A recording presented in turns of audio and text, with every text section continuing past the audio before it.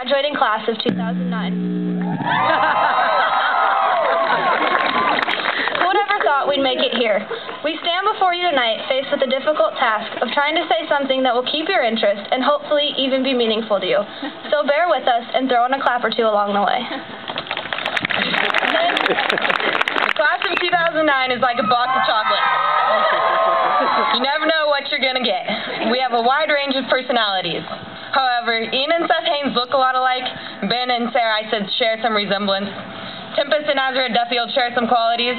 But even being twins, no two are alike. The individualism of our class is much deeper than what we look like. Each of us has different characteristics that make us the great class of 2009. Years from now, or maybe even by tomorrow, many of us will have forgotten who the valedictorians and salutatorians were. You won't remember what we say in these 6 minutes. What you will remember are the good times we've had and the good friends we've come to know along the way.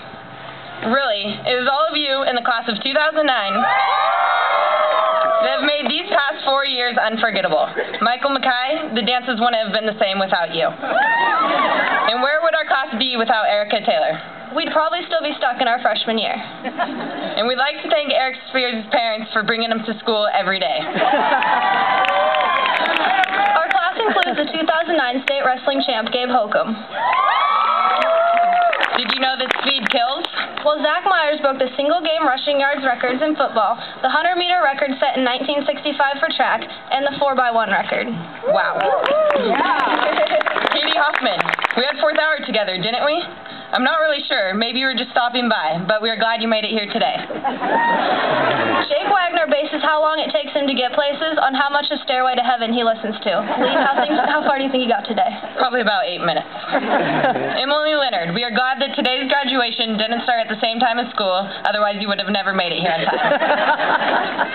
I'm actually surprised Trevor, Alan, and Matt didn't show up in their dirt bike gear instead of their robes.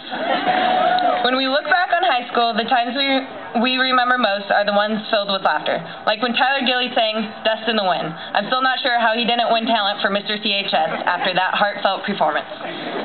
Also, Tyler Coons, what more is there to say to you than, yeah, toast? There are very few of us who could survive being stranded in the jungle. Reggie Fuller, however, is an exception because he can eat a banana faster than a monkey. I'm not sure if you all know this, but I know Gavin Legemeyer could tell you that urinal cakes just can't replace soap. Everyone always enjoys the last day of school. It's ironic, but every year the senior parking lot is closed for construction. It's a good thing the skate park never needs renovating. Every person in our class shares these memories that we will never forget. Today we must realize that these are only memories, and we have to treasure them, but it's time to move on. Where we go now is entirely up to each of us. We hope that each road leads you where you want to go. And if you're faced with a choice and you have to choose, you choose the one that means most to you. Our wish is that this life becomes all that you want it to. That your dreams stay big and your worries stay small. And whatever path you choose to travel, it leads you to success.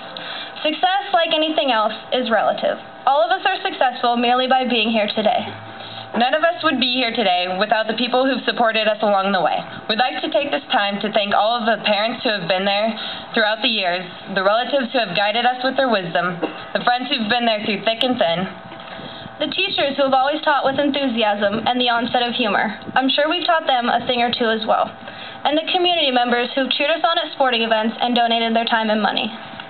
These people have done their best to prepare us for our future.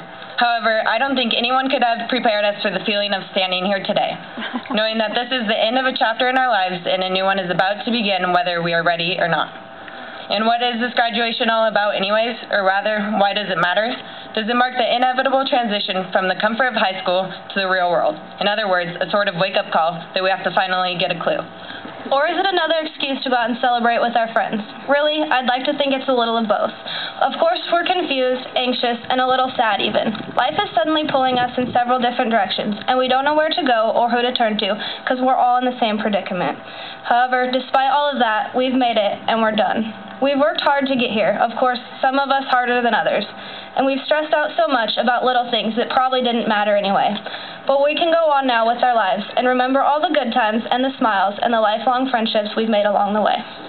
So smile often, laugh a lot, and be nice to everyone you meet.